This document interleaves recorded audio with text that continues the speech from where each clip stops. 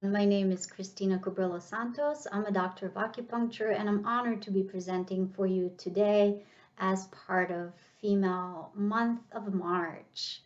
So, as a Chinese medical professional, one of the common things I see in my practice is how stress affects our body. And because we look at the whole body, meaning the whole person, body, mind, and soul, emotions, we really delve deep. So, whatever information I give you, know that it's generalized, but Chinese medicine doesn't look or diagnose by generalizing, right? We really treat everyone as individual because we are so complex. Now, going back to the stress, because it is one of the most common things I see in practice, how does stress present itself? And most often, people either lose sleep, meaning they're either ruminating a lot before going to sleep, they can't shut their mind off, they're just go, go, go, go, or they wake up at random times of the night, or they wake up tired, even if they've slept through the night, even if they've slept 8 to 10 hours. Sometimes the stress takes a toll on the body that we've wiped out our adrenals and we just can't operate anymore. So that fatigue, brain fog, sometimes that's lack of hunger. A lot of the times I hear women complain of thinning hair or losing hair all of a sudden when they never had issues before. Lack of luster in their hair. Um, there could be issues with skin, right? When we're constantly stressed out, we usually like to snack and go for sugar and comfort foods. And then those comfort foods can be greasy and can affect our skin because skin is a big organ of elimination in addition to the large intestine. So we can see crap literally coming out through the skin. Um, some of the other presentations I see in my practice is um, people are reaching for coffee all the time, right? Because they have wiped their adrenals so much that they need that energy from elsewhere. So they don't have enough resources in their own body. So constantly reaching for sugar and coffee can tell you that you're in a constant sympathetic nervous system state, which is a fight or flight mode. And we do need that as part of um, survival mode and also to get things done. Because if we were in a constant state of parasympathetic nervous system, which is rest and digest, we wouldn't have the drive to do anything.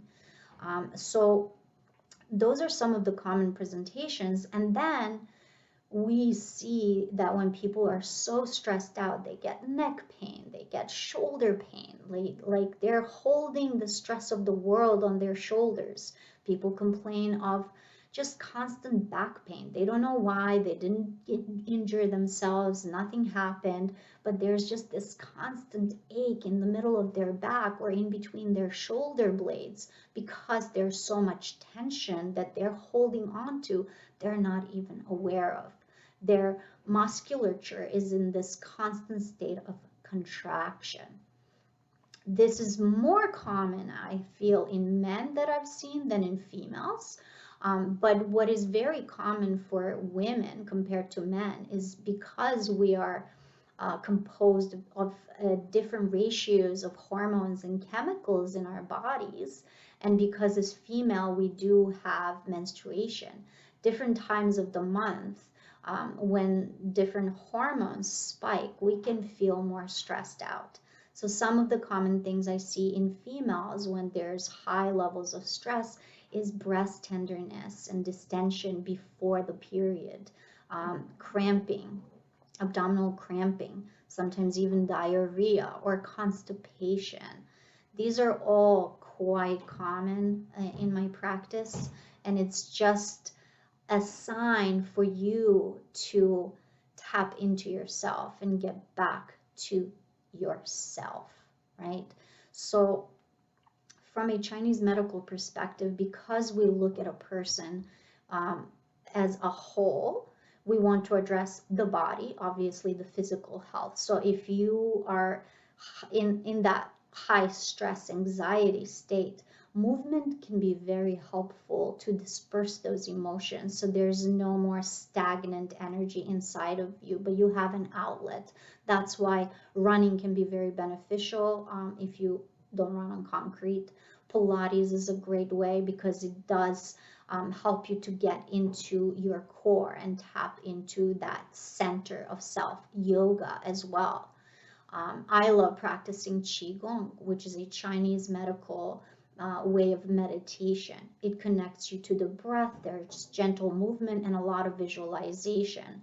And so it builds our internal energy sources.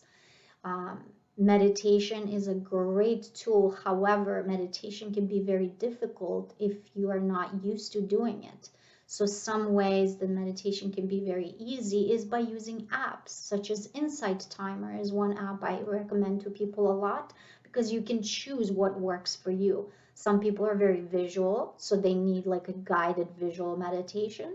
Some people are more sound-based, so frequencies like binaural beats can be very beneficial to get you into that relaxation state of mind. So you're not in that beta state, but you're in a more theta and delta brain waves that are conducive to healing. You might be a person who can focus on a flame of candle. But just by looking at that candle flame, you slowly start to slow down in your mind. And you are just in this present moment focused on that candle light. Some other tools that you can utilize to help monitor your stress levels is using apps. So for my female patients, I always recommend using a app that monitors your cycle, specifically going back to that hormone levels, right? So at different times of the month, our hormones are in a flux. So understanding those times of the month when your body may be under more stress, what can you do for yourself? So it's not just using the apps to help yourself get pregnant or not get pregnant. I like to use the apps to address your water intake, travel, alcohol intake, even foods, right? Because even foods can cause a stress, right? If you are not eating organic foods, if you eat foods from mass productions and factory meats, those foods actually contain stress hormones, and so you're taking that into your body, and then you don't even realize that that's what's affecting your mood and emotional state. So I suggest just going back to awareness. If you are a mom, if you already know that you're going to be exposed to stressors, daily stressors, finding little practices for yourself, like setting a timer, 2 minutes a day. When you're brushing your teeth, something you do every day, brush your teeth or wash your dishes. I don't know, pick something that you do every day, set a timer for 2 minutes, no more than that, and stay consistent with it. Those 2 minutes you're dedicating to yourself. So whether that's just focusing on brushing your teeth for those 2 minutes, there is no children around, no husband, no one, just you with yourself. And then with time, you will build this as a habit that may go from 2 minutes to 5 minutes, eventually 10 minutes. And it will be something that will allow you to stay focused on the present moment, which is a practice of mindfulness. I practice mindfulness throughout the day. Gratitude journaling. Journaling is a huge stress reliever because you pour those emotions onto the paper and then you let it go and you move on with your life. Acupuncture, massage, all these practices can be extremely beneficial in the long run. But again, one time is not gonna solve anyone's issues. All these practices, little tidbits of advice I give you, should be practiced in the long run in order to reap benefits. If you have any questions for me, feel free to reach out. It was lovely talking. Have a great day.